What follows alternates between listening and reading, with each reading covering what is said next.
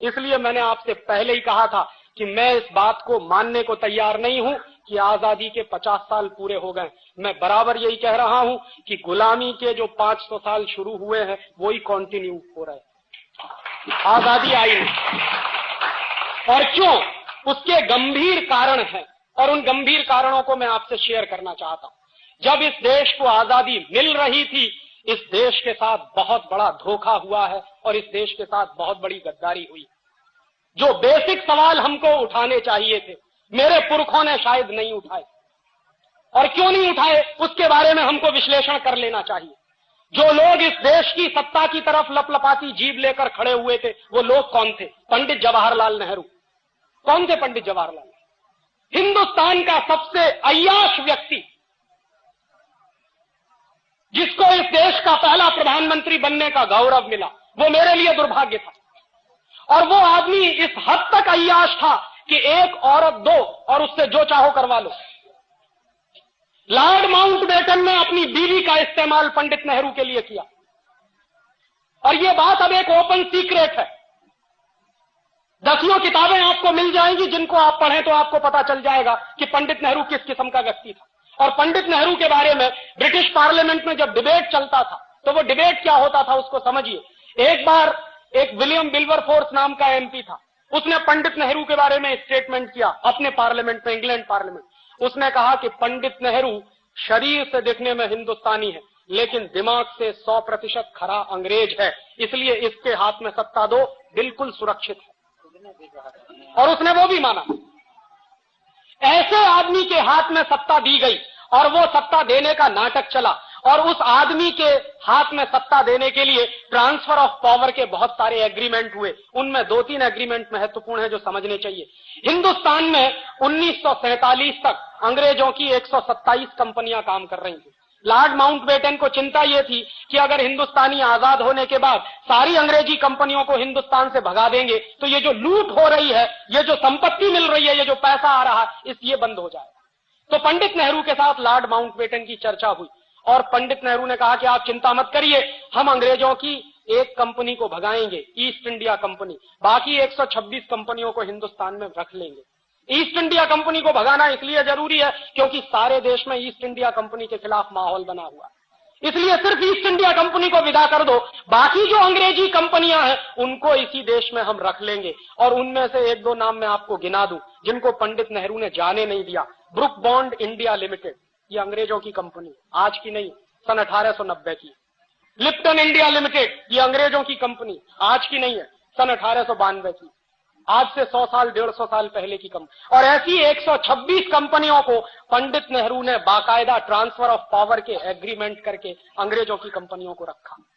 तो आजादी का मतलब क्या था? ईस्ट इंडिया कंपनी को भगा देंगे और बाकी अंग्रेजी कंपनियां जो इस देश को लूट रही हैं उसको नहीं भगाएंगे। और इतना ही नहीं, उसके बाद दूसरी बात जो हुई वो उससे भी ज्यादा खतरनाक मैं मानता हूं। 1946 में इंग्लैंड की पार्लियामेंट में इंडियाज इंडिपेंडेंस एक्ट पारित हुआ, आजादी का कानून, भारत की आजादी का कानून। और मेरे जैसे नौजवान से अगर पूछा जाए तो हिंदुस्तान को ब्रिटेन के पार्लियामेंट से कानून पारित करने के बाद आजादी दी गई है, हमने आजादी ली नहीं। क्योंकि यह तो मैं बहुत बेचारगी की स्थिति मानता हूं कि कोई हमको कानून पारित करके आजाद करे। और पार्लियामेंट के नियम होते, अगर मान लीजिए आज पार्लियामेंट ने एक कानून पारित किया और उस कानून के पारित होने के बाद हमको आजाद किया, कल को अगर वो पार्लियामेंट उस कानून को वापस ले ले तो हमारी आजादी का होगा क्या? इसलिए यह सबसे गंभीर सवाल था कि 1946 में इंग्लैंड का पार्लियामेंट अगर इंडियाज इंडिपेंडेंस एक्ट पारित करता है और उस एक्ट को पारित करने के आधार पर इस देश में कुछ लोगों का चुनाव होता है, जिनकी संविधान सभा बनाई जाती है, और उस संविधान सभा के आधार पर कॉन्स्टिट्यूशन का निर्माण होता है। और कॉन्स्टिट्यूशन भी क्या बना? 1935 में अंग्रेजों ने गवर्नमेंट ऑफ इंडिया रूल पारित किया इस देश पर शासन करने के।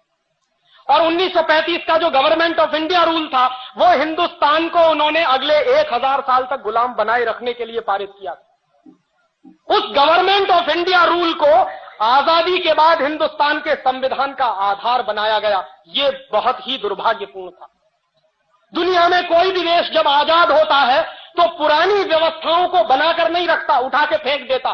फ्रांस भी अंग्रेजों का गुलाम रहा और फ्रांस ने 1790 में जब वहां क्रांति हुई और फ्रांस की आजादी आई तो फ्रांस ने अंग्रेजों का बनाया हुआ संविधान, फ्रांसीसी लोगों ने अंग्रेजों के बनाए हुए कानून सब उठा के फेंक दिए, तब फ्रांस आजाद हुआ। अमेरिका भी गुलाम रहा है यूरोप के लोगों का, और जब अमेरिका में आजादी आई, अमेरिका अपने सिविल वॉर से बाहर निकला और अमेरिका जब आजाद हुआ तो अमेरिका की आजादी के बाद भी वहां के लोगों ने अंग्रेजों के बनाए हुई जितनी व्यवस्था और कानून थे सब उठा के फेंके। तो मैंने मेरे देश के पुरखों से ये पूछने का सवाल है मेरा, और ये मेरा हक बनता है कि जिस 1935 के गवर्नमेंट ऑफ इंडिया रूल को अंग्रेजों ने इस देश पर शासन करने के लिए बनाया था, उसको हिंदुस्तान के लोगों ने फेंका क्यों नहीं उठा के, क्यों उसको हिंदुस्तान के संविधान का आधार बनाया? और जो संविधान अंग्रेजों के बनाए हुए कानून के आधार पर खड़ा हुआ है, वो संविधान इस देश का भला कर नहीं सकता, उस बात से मैं कन्विंस हूं। और आप देख लीजिए, 1935 का गवर्नमेंट ऑफ इंडिया रूल मैंने निकलवाया और 1935 के गवर्नमेंट ऑफ इंडिया रूल को एक बाजू में रखा और हिंदुस्तान के संविधान को दूसरे बाजू में रखा। फर्स्ट एक्ट के 95 जो आर्टिकल्स हैं, अनुच्छेद हैं, उनकी भाषा जैसी की तैसी है, कॉमा फुल स्टॉप भी नहीं बदला गया उसमें। माने जो कुछ अंग्रेजों ने तय कर दिया था उसी को आजाद हिंदुस्तान के अय्याश प्रधानमंत्री ने हिंदुस्तान का संविधान मान लिया। ये आजादी कैसी आजादी? और उससे भी ज्यादा तीसरा गंभीर सवाल मैं ये उठाता हूं कि जिन कानूनों को अंग्रेजों ने हिंदुस्तान को लूटने के लिए बनाया था, वो कानून आज भी क्यों चलते हैं? 1860 में इंडियन पुलिस एक्ट बनाया और 1860 का जो इंडियन पुलिस एक्ट बनाया अंग्रेजों ने, वो जानते हैं क्यों बनाया? क्योंकि 1857 में बगावत हो गई थी, सारे देश में विद्रोह हो गया था। अंग्रेजों को डर लगने लगा था कि अगर 1857 जैसी बगावत अगर फिर से रिपीट हो गई तो हिंदुस्तान को छोड़कर जाना पड़ेगा। तो उस बगावत को दबाने के लिए अंग्रेजों ने पुलिस की स्थापना की और उस पुलिस को विशेष अधिकार दिए। उनमें से एक महत्वपूर्ण अधिकार था कि पुलिस वाले को डंडा पकड़ा दिया हाथ में, वो आज भी लेके घूमता। और वो जो डंडा पकड़ा दिया पुलिस वाले को हाथ में, उसके साथ कुछ अधिकार दे दिए। क्या अधिकार दे दिए? कि कहीं भी किसी भी जगह पर 5 से ज्यादा लोग इकट्ठे हैं तो उसको लाठी चार्ज करने का अधिकार है, बिना चेतावनी दिए लाठी चार्ज करने का अधिकार। अंग्रेजों ने 1860 में ये इंडियन पुलिस एक्ट बनाया अपनी सरकार को बचाने के लिए, ताकि इस देश में बगावत ना हो और इस देश के लोगों की पिटाई करने के लिए, क्योंकि वो अंग्रेजों के खिलाफ बगावत करना चाहते हैं। वो 1860 का बनाया हुआ इंडियन पुलिस एक्ट आज 1997 में भी चलता है। इसलिए मैं कहता हूं कि आजादी आई नहीं। और उसी साल में अंग्रेजों ने इंडियन सिविल सर्विस एक्ट बनाया। ये जो कलेक्टर होते हैं ना, ये जो जिलाधिकारी होते हैं, ये इंडियन सिविल सर्विस एक्ट अंग्रेजों ने हिंदुस्तान के गांव-गांव के लोगों से रेवेन्यू कलेक्शन करने के लिए, गांव-गांव के लोगों पर अत्याचार करके लगान वसूलने के लिए कलेक्टर की पोस्ट बनाई थी। वो कलेक्टर की पोस्ट आज 1997 में भी जारी है। 1860 का इंडियन सिविल सर्विस एक्ट आज भी चलता है। 1858 में उन्होंने इंडियन एजुकेशन एक्ट बनाया और इंडियन एजुकेशन एक्ट बनाने के पीछे लॉर्ड मैकाले की बहुत स्पष्ट योजना थी। लॉर्ड मैकाले ये कहा करता था कि इस देश को अगर हमेशा हमेशा के लिए गुलाम बनाकर रखना चाहते हो तो हिंदुस्तान की स्वदेशी शिक्षा पद्धति को खत्म करो, उसकी जगह पर अंग्रेजी वाली शिक्षा पद्धति लाओ। तो इस देश में शरीर से हिंदुस्तानी लेकिन दिमाग से अंग्रेज पैदा होंगे, और जो दिमाग से अंग्रेज पैदा होंगे वो इस देश की यूनिवर्सिटीज से निकलेंगे और वही लोग शासन करेंगे तो हमारे हित में करेंगे। ये 1858 में 1858 में अंग्रेजी सरकार ने लागू किया ये एक्ट, और उसी एक्ट के लागू होने के बाद कलकत्ता यूनिवर्सिटी बना, बॉम्बे यूनिवर्सिटी बना, मद्रास यूनिवर्सिटी बना। वो कानून 1858 में जो बनाया था वो आज भी चलता है और ये तीनों यूनिवर्सिटीज गुलामी के प्रतीक इस देश में खड़े हुए। 1894 में अंग्रेजी सरकार ने लैंड एक्विजिशन एक्ट बनाया, जमीन को हड़पने का कानून। और जमीन को हड़पने के कानून में हिंदुस्तान में डलहौजी नाम का एक कुख्यात अंग्रेज ऑफिसर था, वो मशहूर था। जहां जाता था, जिस राज्य में जाता था, उसी राज्य की जमीन हड़प लेता था। झांसी की स्टेट उसी ने हड़पी थी जिसके खिलाफ झांसी की रानी लक्ष्मीबाई की लड़ाई हुई थी। और झांसी की रानी लक्ष्मीबाई ने अंग्रेजों के खिलाफ जो लड़ाई लड़ी अपने स्टेट को बचाने के लिए, उस झांसी की रानी लक्ष्मीबाई को मरवाने का काम जानते हैं किन लोगों ने किया? ये खानदिया सिंधिया खानदान। और ये सिंधिया खानदान वही है जिसके सपूत माधवराव सिंधिया आज भी हीरे की अंगूठी लेके हिंदुस्तान के मंत्री बनकर बैठते हैं। ये वही लोग हैं जिन्होंने झांसी की रानी की हत्या करवाई थी अंग्रेजों के साथ साजिश कर। वो लोग आज भी इस देश को रूल करते हैं। वो गंदा खून जिसने अंग्रेजों की मदद से इस देश को बर्बाद करने में कसर नहीं छोड़ी, वही खून आज भी इस देश में मंत्री बनकर बैठता। उनकी अम्मा एक पार्टी में है और वो दूसरी पार्टी में, और उनका बस चले तो बेटा बेटियों को तीसरी पार्टी में भर्ती कर दे, क्योंकि जिंदगी भर अय्याशी का जो नशा चढ़ गया है वो उतरता नहीं है। राजे महाराजे अब एक दूसरे किस्म के पैदा हो गए। पहले पुराने जमाने के राजे महाराजे और होते थे, अब ये नए राजे महाराजे पैदा हो गए। तो अंग्रेजों द्वारा बनाए गए वो सारे कानून जो इस देश में चलते हैं, अंग्रेजों का बनाया हुआ संविधान का आधार जो इस देश में चलता है, और सबसे बड़ी बात 1946 का इंडिया इंडिपेंडेंस एक्ट जिसके आधार पर हमको आजादी मिली। इसलिए मैं कहता हूं कि इस देश में आजादी आई नहीं, बहुत बड़ा झूठ और बहुत बड़ा फरेब आपके साथ हुआ। और एक आखिरी बात इस आजादी के बारे में और कह दूं, जब लॉर्ड माउंटबेटन इस देश को आजाद करने की बात कर रहा था तो इस देश के बहुत सारे ज्योतिषी थे, पुराने दस्तावेज मैंने बहुत इकट्ठे किए, और उनको जब मैं देख रहा था तो 1945 से इस देश में बहुत सारे ज्योतिषियों ने भविष्यवाणी करना शुरू किया, और सारे ज्योतिषियों ने भविष्यवाणी करना शुरू किया, और सारे ज्योतिषी इस बात पर सहमत थे कि 15 अगस्त 1947 की रात को आजादी ना ली जाए, वो दिन अच्छा नहीं है। उनके अपने कुछ कैलकुलेशंस होंगे, ज्योतिष का शास्त्र है, ज्योतिष का विज्ञान है इस देश में, और बहुत विकसित विज्ञान है, मैं मानता हूं उसको। और इस देश के उस जमाने के सारे बड़े ज्योतिष शास्त्री कह रहे थे कि 15 अगस्त 1947 की रात को आजादी मत लीजिए। पंडित नेहरू से मना किया था, सरदार पटेल से मना किया था, लेकिन ये सत्ता के मोह में इतने अंधे थे कि जो कुछ अंग्रेज कह रहे हैं वो ही मानो। और उस जमाने में एक फ्रांसीसी लेखक था, उसका नाम था डोमिनिक लापियरे। उसने लॉर्ड माउंटबेटन से एक इंटरव्यू लिया। डोमिनिक लापियरे ने कई किताबें लिखी, उसमें एक किताब है फ्रीडम एट मिडनाइट, और ऐसी ही उसकी एक दूसरी किताब है the division of India and Lord Mountbatten. उसी दूसरी किताब में उसने लॉर्ड माउंटबेटन से जो इंटरव्यू लिया है वो छापा, और वो मैंने जब पढ़ा तो मेरा खून खौल गया। डोमिनिक लापियरे ने सवाल किया लॉर्ड माउंटबेटन से कि आप हिंदुस्तान को 15 अगस्त 1947 की रात के 12 बजे आजाद क्यों करना चाहते हो? ये काम तो दिन में करने के, आजादी लेने और देने के काम तो दिन में होते हैं, रात के 12 बजे तो दुनिया में सबसे ज्यादा कुकर्म होते हैं, आप ये क्यों करना चाहते हो? तो लॉर्ड माउंटबेटन का जवाब जानते हैं क्या था? लॉर्ड माउंटबेटन ने जवाब दिया है उस इंटरव्यू में कि मैंने जानबूझकर 15 अगस्त 1947 की रात को 12 बजे इस देश को आजाद करने का फैसला किया। क्यों? क्योंकि मैंने सारे ज्योतिषियों से पता किया है कि 15 अगस्त 1947 का दिन इस देश के लिए बहुत ही दुर्भाग्य का दिन है, और अगर उस दिन इस देश को आजाद किया जाए तो ये देश एक रह नहीं सकता, ये बटेगा, खंड खंड बटेगा। देश को आजाद किया जाए तो ये देश एक रह नहीं सकता, ये बटेगा, खंड खंड बटेगा।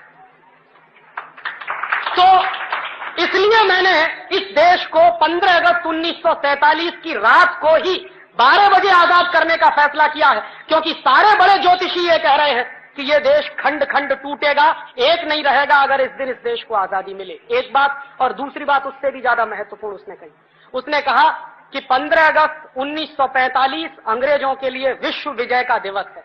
क्यों? क्योंकि 15 अगस्त 1945 को जापान की आर्मी ने अंग्रेजों के सामने सरेंडर किया था। क्यों किया था? जापान के ऊपर 2 एटम बम गिराए थे, 6 अगस्त और 9 अगस्त को, हिरोशिमा और नागासाकी। उसके बाद जापान ने सरेंडर कर दिया था सेकेंड वर्ल्ड वॉर में, और वो सरेंडर जो हुआ था वो इंग्लैंड की आर्मी के सामने हुआ था। तो लॉर्ड माउंटबेटन ने कहा कि 15 अगस्त 1945 को जापान के सैनिकों ने हमारे सामने सरेंडर किया है, वो हमारा विश्व विजय का दिवस है, इसलिए हम 15 अगस्त 1947 को ही आजाद करेंगे। और इस बात को पंडित नेहरू जानते थे, सरदार पटेल भी जानते थे, बहुत लोग जानते थे कि 15 अगस्त 1947 की रात को 12 बजे आजादी लेना इस देश के ज्योतिष शास्त्र के सारे कानूनों के खिलाफ है। और बहुत सारे ज्योतिषियों ने यह भविष्यवाणी कर दी थी कि आप आजादी लेोगे और 1-2 साल के बाद यह देश टूट जाएगा, और वो टूटा, पाकिस्तान अलग हुआ, वही हुआ। और आगे भी उन्होंने यही अभिशाप दिया कि यह देश आगे भी खंड खंड टूट सकता है, और उसकी तैयारी चल रही है। कश्मीर अलग हो जाए, पंजाब अलग हो जाए, आसाम अलग हो जाए, नागालैंड अलग हो जाए, त्रिपुरा अलग हो जाए, झारखंड अलग हो जाए, ये सारे आंदोलन इस देश में चल रहे हैं और सभी आंदोलनों को अमेरिका और यूरोप से भरपूर हथियार मिलते हैं, पैसा भी मिलता है। और मैं जानता हूं ऐसे लोगों को जो इस देश में करोड़ों करोड़ों रुपए का फॉरेन फंड आता है, करोड़ों करोड़ों रुपए की AK-47 राइफल आती है वाया पाकिस्तान या वाया चीन के बॉर्डर से, ये तिब्बत के इलाके में हमारे देश में घुसाई जाती है और उन्हीं हथियारों से लेकर इसी देश के कुछ नौजवान जिनको बरगलाया गया है वो इस देश को खंड खंड बांटने का आंदोलन कर रहे हैं। आपको मालूम है नागालैंड हिंदुस्तान से अलग होना चाहता। आप नागालैंड में जाइए, वो इस देश का पहला ऐसा प्रदेश है जिसने घोषित किया है कि हमारी राज्य भाषा अंग्रेजी है। भारत के संविधान में कहीं नहीं, ये नागालैंड में चलता है।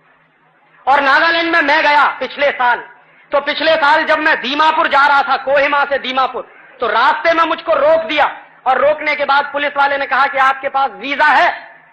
तो मेरे अंदर से पहले कपकपी सी छूटी, मैंने कहा वीजा मांग रहे हो? मेरे ही अपने देश के एक गांव में जाने के लिए वीजा? के हाँ, आपको वो सारे परिपत्र चाहिए, नहीं तो हम आपको जाने नहीं देंगे। तो बॉर्डर पे दूसरा आदमी खड़ा था, उसने कहा कि आप हिंदुस्तान से आया। मैंने कहा आप हिंदुस्तान का नहीं है? कि हम हिंदुस्तान का नहीं है, हम हिंदुस्तान से अलग होना मांगता। ये बात नागालैंड में घुसी हुई है और आप नागालैंड जाइए, आपको अंदाजा नहीं लगेगा कि क्रिश्चियन मिशनरीज ने कितने बड़े लेवल पे पैसा बांट बांट कर वहां के लोगों का धर्म परिवर्तन करा के, सिर्फ धर्म ही परिवर्तन नहीं कराया, उनको हिंदुस्तान से अलग करना है, यहां तक मानसिकता बना दी। और कल को आपको यह आश्चर्य नहीं होना चाहिए कि अलग नागालैंड की मांग करने वाले कुछ लोग वहां खड़े हो जाएंगे। तो हिंदुस्तान के ऐसे दसियों प्रदेश हैं जिनको अलग अलग हिंदुस्तान से बांटना है और इसकी पूरी प्लानिंग अमेरिका में CIA के लोग बैठकर बनाते हैं, क्योंकि बिल क्लिंटन इस बात को कह चुके हैं, उनके पहले रोनाल्ड रीगन भी कह चुके थे कि हिंदुस्तान और चीन हमारी हिट लिस्ट में नंबर 1 है। सोवियत संघ को तो हमने तोड़ दिया जैसे तोड़ना था, अब तोड़ने के लिए 2 ही देश हमारे सामने हैं, या तो चीन है या भारतवर्ष। तो भारतवर्ष को तोड़ना है, उसके तरीके वो जानते हैं, चीन को कैसे तोड़ना है उसके तरीके वो इस्तेमाल करने की कोशिश कर रहे हैं। ये अभिशाप आज का नहीं है, ये 1947 का। इसलिए मैं कहता हूं आजादी झूठी, इस आजादी का कोई मतलब नहीं।